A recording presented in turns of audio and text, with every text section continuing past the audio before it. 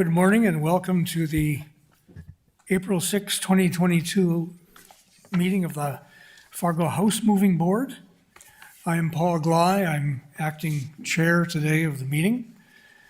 And our first item on the agenda is to approve the minutes of the September 6, 2017 meeting, which is the last time we met. Do I hear a motion from our only other committee member, Ella Halter? I motion to approve. And I will second it. So all in favor say aye. Aye. Aye. So the minutes of the September 6, 2017 meeting are approved. New business today is a request by Jim Nelson of the Lake Agassiz Habitat for Humanity to move a new construction house located at 801 17th Avenue North to 702 2nd Street North in Fargo. Good morning, Chair and Board. This application is to move a house within city limits. This is currently a constructed home, a new construction home located at Fargo North High School.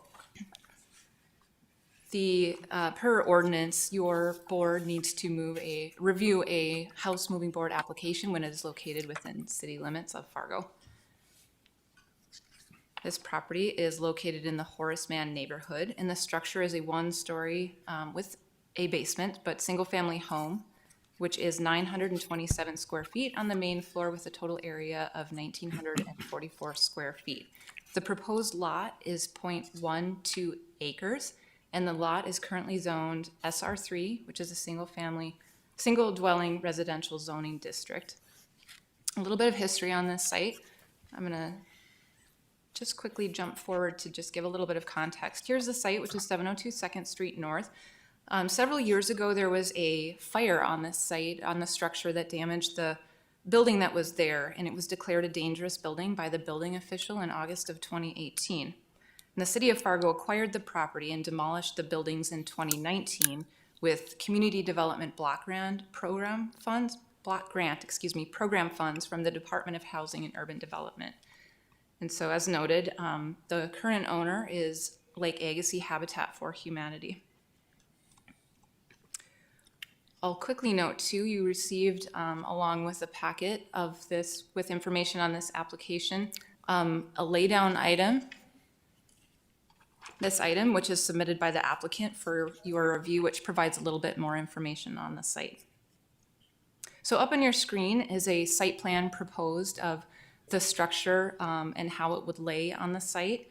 There has been an application with the inspections department, so there has been a review by inspection staff about the location on this site, and no items currently have been identified in meeting requirements.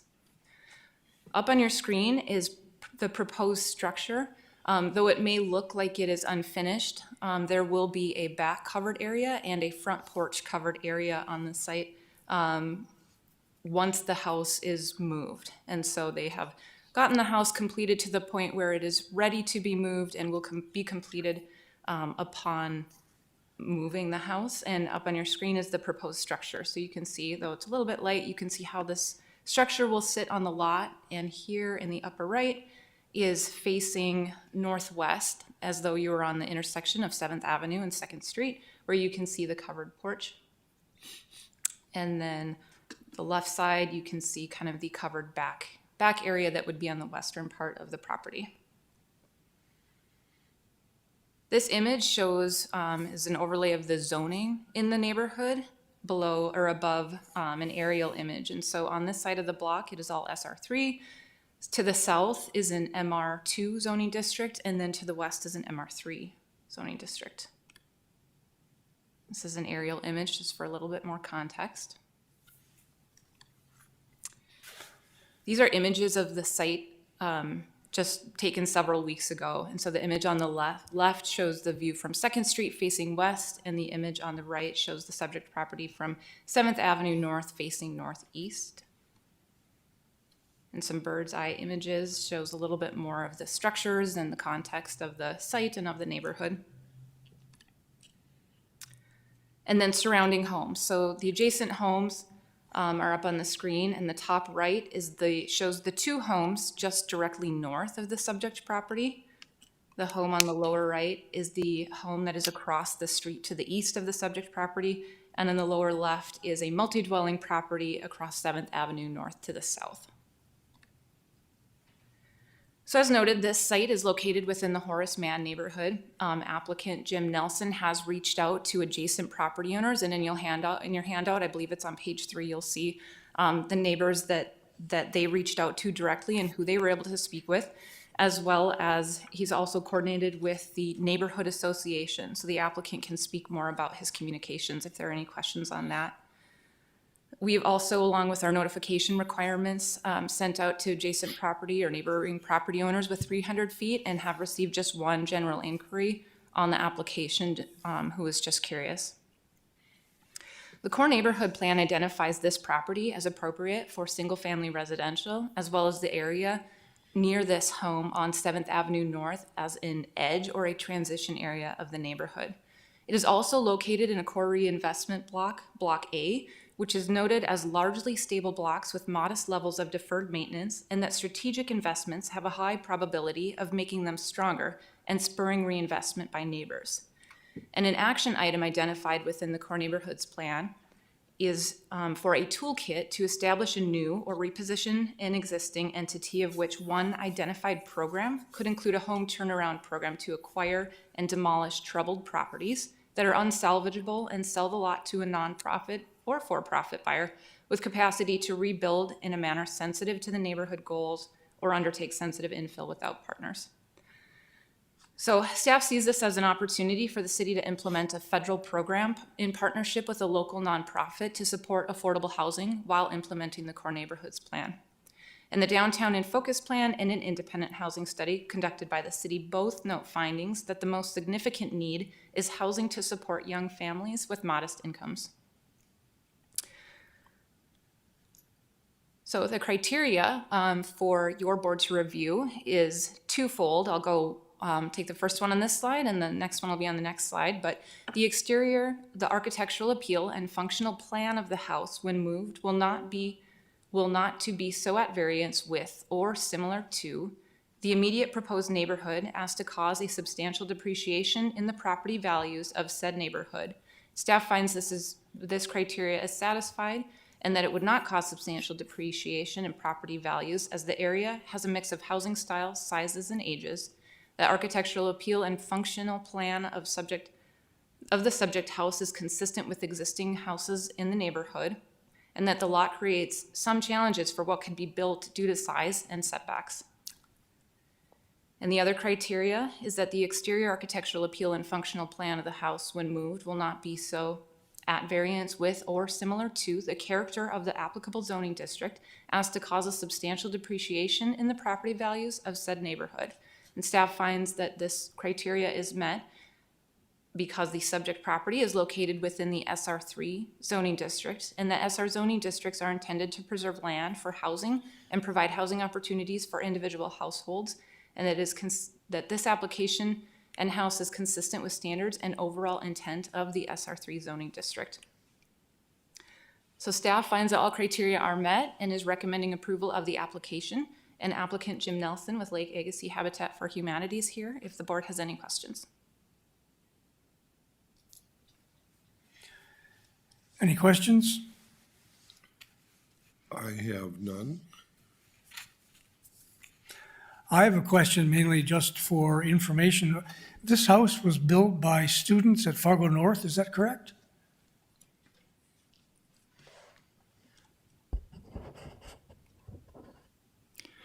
Good morning, Move Board members.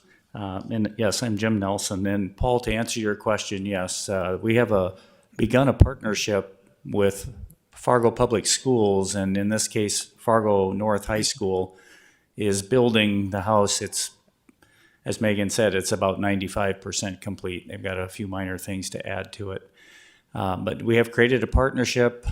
There are 4 schools between Fargo schools and West Fargo that have programs that build homes like this. And all 4 of them have shown interest and very strong interest in partnering with us to have students build homes that would come to Habitat and then be sold to Habitat families. So yes, Paul, the schools are building this house. That's excellent. And just to confirm, there have been no complaints from the neighbors or the neighborhood association? That is correct. From staff standpoint, we have not heard any calls or inquiries that noted any concern. Could you explain the timeline of your plan to get this house sited and foundation in and all this? Sure. Our move date is June 1st, and we're working with, it's Tyne Moving Company. Matt Tyne is the head of the company. Tyne Movers will move the house on June 1st, pending weather. That's a Wednesday. It'll be sometime during that week, but we've been asked to target Wednesday by the city, and of course we want to do that. Assuming it's not a downpour or some weather issues, that's our plan. So they will arrive Wednesday to place the building on their trailer. And then early Thursday, actually they'll come Tuesday, so it'll be the 31st of May to load the house. They'll move it Wednesday, the 1st, onto the property. It will take them about 8 hours to make the 1.5 mile trip. We've mapped out the route, very comfortable that there's significant clearance for us to come down the roads we're going to come down. And then the building will be positioned right next to the foundation, and then it'll be transferred horizontally from south to north. It'll take about a day and a half by the time they're said and done to get it moved. Then once the building is on the site, Habitat will take over, and we will have what I'm going to refer to as a traditional build sequence on the site. Although in this case, we're not having a wall raising and starting from a slab or starting from scratch. In this case, of course, the whole main living level is finished on the inside. So there will be a front porch added, which Megan alluded to. There will be some siding that needs to be done, but we've left it open so we can accommodate the front porch and the roof that will be added at that point, and the same on the back side, east and west ends of the building. The family requires handicapped accessibility. So if you look at the drawings, you'll see ramps drawn on the front and the back. There will not be a handicapped ramp on the front. They've asked to not have that. They only want access out the back of the house. So we think we can more easily accommodate that visually and not create a lot of visual obstruction in the neighborhood. So the plan would be then through the months of June, July, and August, we would reach completion.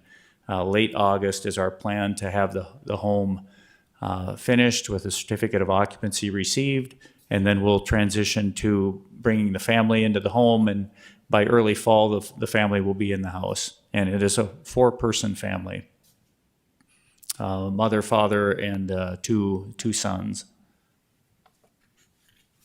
And what about landscaping? Will you be doing that at the same time? So we will not remove any of the existing trees. I think there are 2 trees on the property. One is on the South Boulevard, and I don't know if you have any photos that show the vegetation that's there, Megan. There is a pine tree, I believe, that's right on the northeast corner of the lot. And then you can see in the picture to the left, you can see the tree that's barren there with no leaves on it. We will not be touching anything that exists on the property. We will be sodding the property as soon as it's final graded. We'll sod it. Typically, Habitat leaves landscaping up to our families. So if they want to plant trees, additional trees, shrubs, flowers, it's really up to them to do that. If the board has a desire that it be landscaped a certain way, we would love to understand that. Is the sod going to be complete the end of August as well? It will be complete this season, and I can't give you an exact date, but yes, it'll be certainly before we get into fall, we'll have that done.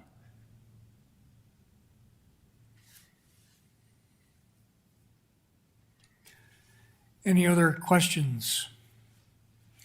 If not, I would entertain a motion.